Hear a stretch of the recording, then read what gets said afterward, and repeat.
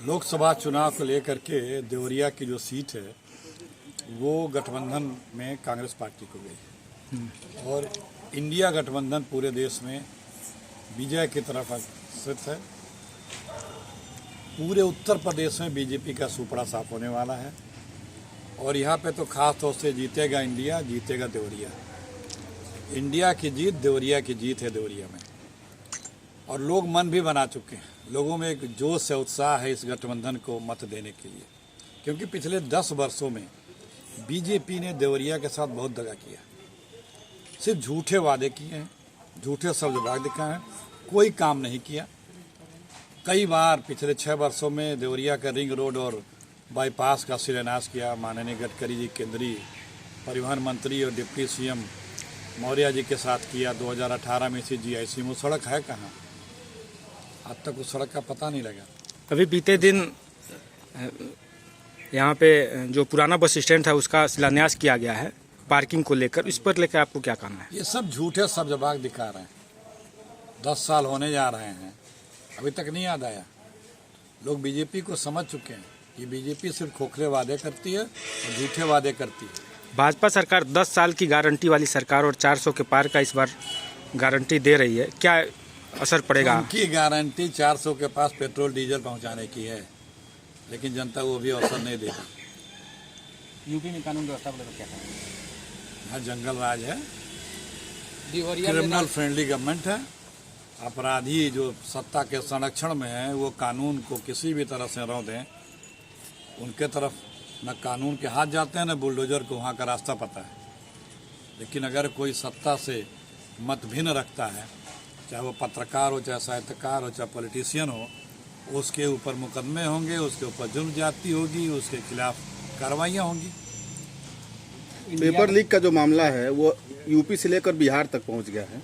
क्या आपकी सरकार बनती है तो इस पे कुछ कठोर पेपर लीक कहाँ हो रहे हैं जहाँ पे बीजेपी की सरकार है?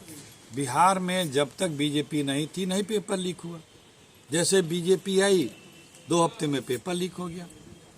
बीजेपी नहीं थी, वहाँ पे लालू जी के बेटे डिप्टी सीएम थे, इम्तहान कराया, अच्छे से बच्चों की नौकरी भी दी, ज्वाइनिंग भी हो गई, तनख्वाह भी 1 महीने के पा चुके। यहाँ बीजेपी यूपी में है, 8 वर्षों में 20 एग्जाम्स कराई है भर्ती का। अभी लेटेस्ट पुलिस की भर्ती हुई, 62,000 पुलिस वालों के लिए 50,000 छात्रों ने अप्लाई किया था। फिर एपीओ वाला था 10 लाख उसमें, तो 20 का 20 परीक्षा हुई, भर्ती परीक्षा हुई। 20 का 20 क्यों पर्चे लीक होते हैं?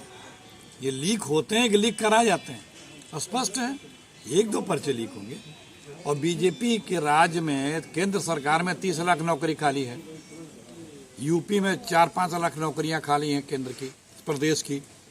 राहुल जी और अखिलेश यादव जी ने नारा दिया है बीजेपी हटाओ 30 लाख नौकरी पाओ।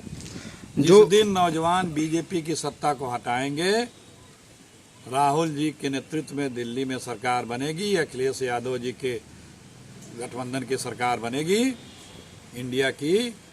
पहले ही कैबिनेट में राहुल जी ने बोल रखा है और अखिलेश यादव जी ने भी वादा किया है कि बीजेपी हटाओ 30 लाख नौकरी पाओ। इस देश के नौजवानों को नौकरी पाने का इससे बड़ा सुनहरा अवसर न कभी मिला है न मिलेगा, और वो नौजवान कमर कस चुके हैं बीजेपी को हटाने के लिए। दयाशंकर सिंह जी ने आरोप लगाया है कि जो इंडिया गठबंधन के लोग हैं या फिर जो सपा के लोग हैं वो लोग काम नहीं करना चाहते हैं।